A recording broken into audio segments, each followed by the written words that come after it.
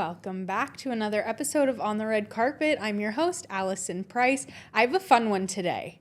The Red Carpet is talking all things Hollywood with a famous local face who is a podcaster and mental health advocate in her own right. So she's not a stranger to the red carpet. So Kylie, welcome back. Yeah, thank you for having me. I'm so excited to be back here. Thank you for having me. Last time, I'm trying to remember, what were you on? October, November? I think it was around October, November, like around that point. Yeah, sometime before the new year. Okay, so we're a few months in. We're coming back. What's new and exciting on Talk of Fame? Yeah, we just started getting back into recordings within the last month. We recorded 2 new episodes within maybe the last 3 weeks. So, I'm so excited for that. And they're already uploaded already. So I'm super excited. We got to interview one with Celicia Thomas, who I absolutely love, and seeing literally next week, which I'm so excited to see her perform. But she's a backup singer for Hugh Jackman, in which I met her in one of the shows, and she's absolutely amazing, like literally the sweetest person. And I also interviewed Nicola. She's a host of with the Back Fence podcast, where the friend died, which it was my first time meeting her, which she's also phenomenal, talking about her podcast with her next door neighbor, which is crazy to me. But we're kind of, trying to get as much episodes as we can right now. We're just kind of booking as much as we could. We're kind of very busy with school and stuff right now. So that's kind of our main priority. But that's kind of, a little sidetrack of it. So remind everyone about your podcast, Talk of Fame. And if you could potentially give us maybe a teaser of a new episode that you're filming that's coming out. Yeah, for Talk of Fame, if anyone's new or just, catching up, Talk of Fame is a podcast I started in April 2021, so we're kind of 5 years in the making with over 300 episodes, which is, so crazy to me. And we interview people from actors, founders, musicians, basically anything you can name, and we hope to inspire people to chase their dreams and really look into maybe idols or mentors for their field and to learn more about different people. Because when I was young, I didn't really have a mentor or an inspiration. So I want my podcast to be that for people and to learn about people's stories and what they got from where they are today. And for an upcoming episode, I'm interviewing someone named Nisan, who I met at Penn State Wilkes-Barre, who was a speaker at my orientation at Penn State Wilkes-Barre, and he is all about, being present and just do whatever you want to do. Oh, I love that. And just going at it is because, God gave you a purpose for a reason, and you shouldn't be afraid to go after what you're destined to do because, God gave you a purpose for a reason. So that's kind of, a sneak peek of, I guess. That's a beautiful message. I want to go back because you're right. When you're interviewing these famous people, it's you only see them on TV playing their character. You don't know much about them. And it's I don't like them in this show. Or you say just sometimes negative things. But it's you're right. You don't know their story. You don't know about them. And it's such being in the entertainment world, I couldn't imagine where it's people see one clip of you at your maybe on a not good day and people jump all over you and make a decision based off of one clip. So I love that your podcast is giving people a outlet and some famous faces an outlet to tell their story and let the fans inside. Yeah, it definitely is. I think whenever you're having a bad day, there's maybe a paparazzi video or someone on the streets taking a video of you and being miserable. For some reason, there was a video that came out with Alex Erie from Dancing with the Stars, and she's also an influencer, that I saw the other day saying she was out partying or something, or she was kind of being rude or something to a fan, and everyone's hating. And she posted it on TikTok. I forget the video. It came out this week. And people are hitting on her just because of one moment, even though it wasn't that rude. So literally anything you can post on social media, everyone can define it as rude, even though it's a nice moment, And that's kind of what I personally hate about social media is that no matter what you do or what you post or type of action you're trying to do, you'll get hate no matter what for it, even though it's something simple. And I know you're a Hugh Jackman girly, you're a Broadway girly. I need to know, what kind of shows are you watching right now? In terms of theater or like movie in general? Movie and TV in general. So right now, in terms of shows, I am currently watching Animal Kingdom. I'm a little late to, the watch, but I'm currently watching Animal Kingdom. For some reason, I'm obsessed with Ellen Barkin, who's the lead actress in it. So that's kind of why I started watching it. It ended in 2022. Now I'm currently on season 4 towards the end, so I'm kind of a little bit nervous, but I kind of know what to expect at the end of season 4 thanks to Google. Oh my gosh. I'm like that too, though. I'm like, every time I watch The Vampire Diaries really late. And every time, like, there was a sad scene or, like, a character or something happened, I'd Google and be like, did they really die?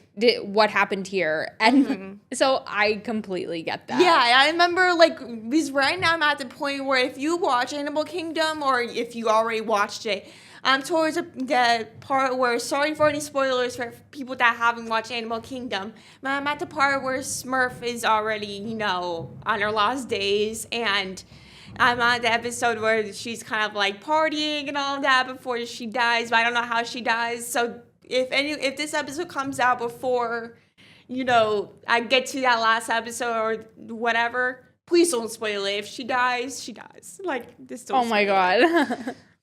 I get, like, such attachment to certain characters. It's, like, really, really bad. Like, so I'm a wrestling person. Even in, like, the WWE, people are like, oh, I think this one and that one are, like, actually dating. I'm like, no, it's a storyline. Like, he has a whole wife. I know. Like, at home.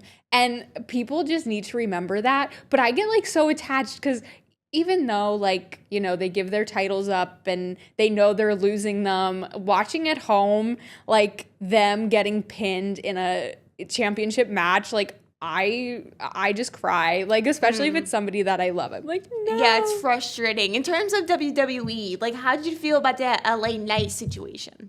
Like, that happened a few months ago about Logan Paul ganging up on him. Okay, so I have a friend who we go to all of the events together, and he dresses up as LA Knight. And if LA Knight has one of the biggest fans, well, actually two of the biggest fans. There's this girl I follow on TikTok. Her name's Brie. Oh, and I follow her too. Yeah, she's like the LA Knight girl, and I love her.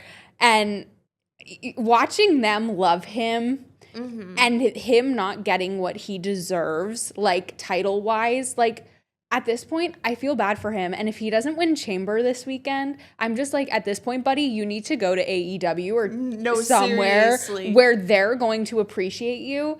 But it was funny. We were watching the Rumble, and my friend was texting when he returned, because obviously he wasn't hurt. Like, he just wanted a break. And when he returned, everybody in the group chat was like, yeah, this is your moment. Like, this is your moment. And then he got, like, eliminated 10 minutes later, and my friend literally went into mourning. No, he was so sad. But I'm hopeful for LA. Yeah. I have to say, I'm so sorry. And my friend watches this show. But I think LA Knight is very overrated. Do I think he deserves a push? Yes. I'm not on the LA Knight train. I'm on the Jey Uso, Dominic Mysterio trains. But you know what train I am on? Rob Roush for Dancing with the Stars. I stand that part, yeah. He would be so good.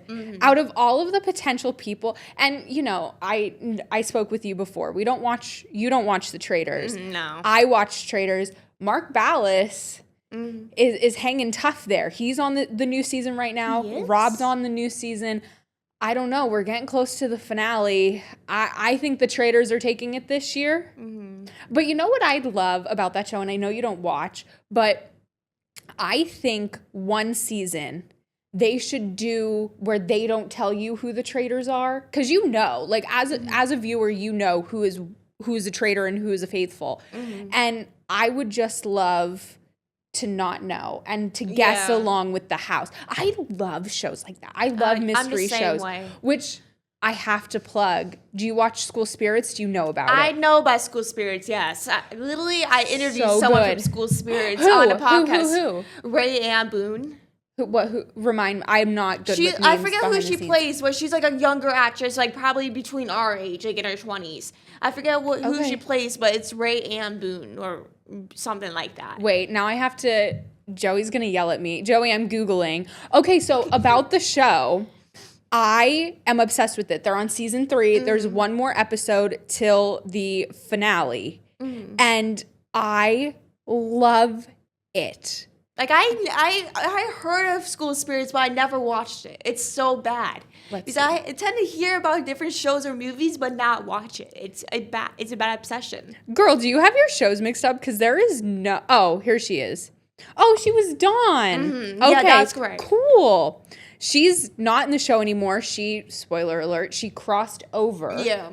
And I love it. It's like subplots into mini subplots into a twist that you don't see coming.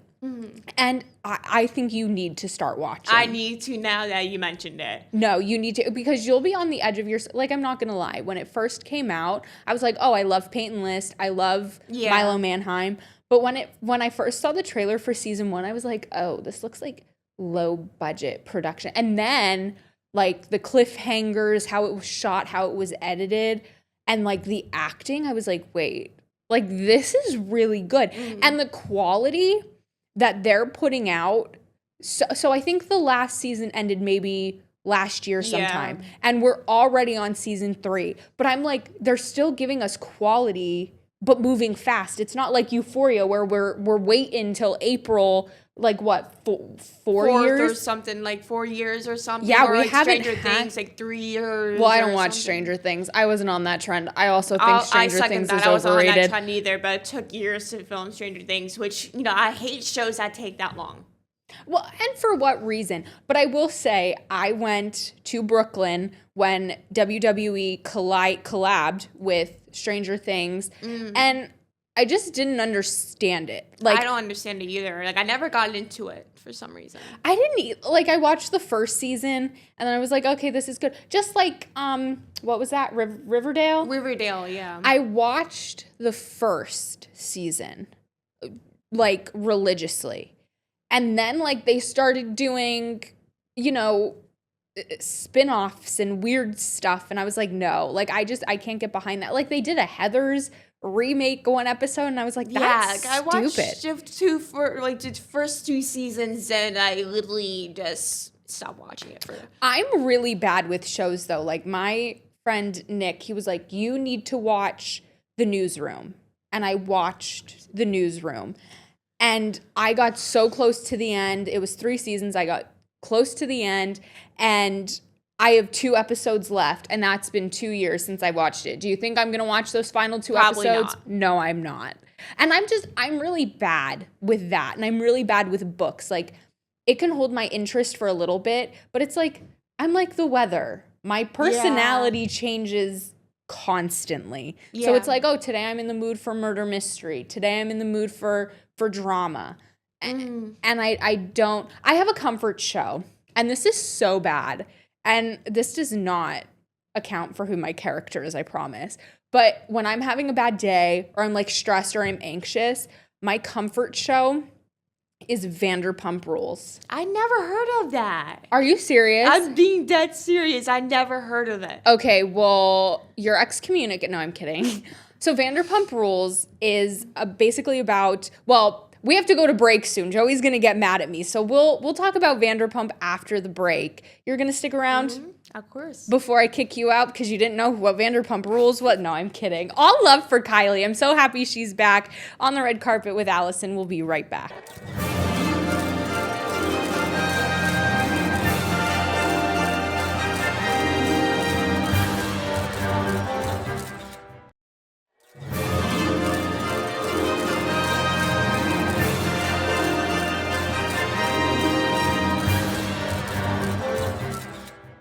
We are back from break. I'm about to educate my guest, Kylie, here on Vanderpump Rules because she said she didn't know what that was.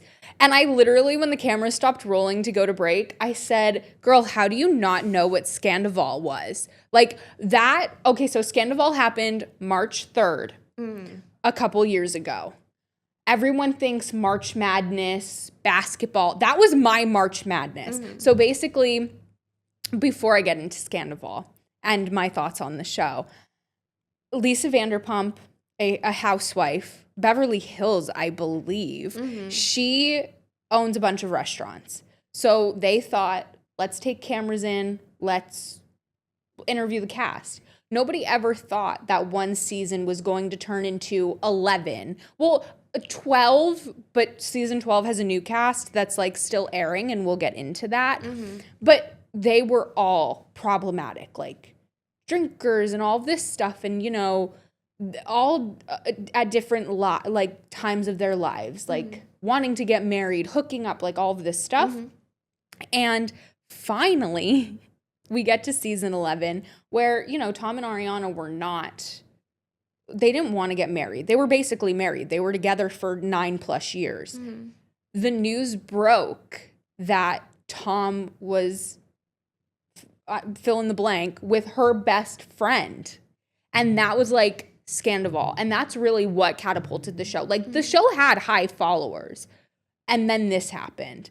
But then how do you, from a moment like that, how do you film a season after that with the same cast and it's like, oh, yawn, like snooze fest? Like the drama that they had in the season after that was not nearly as good as that season.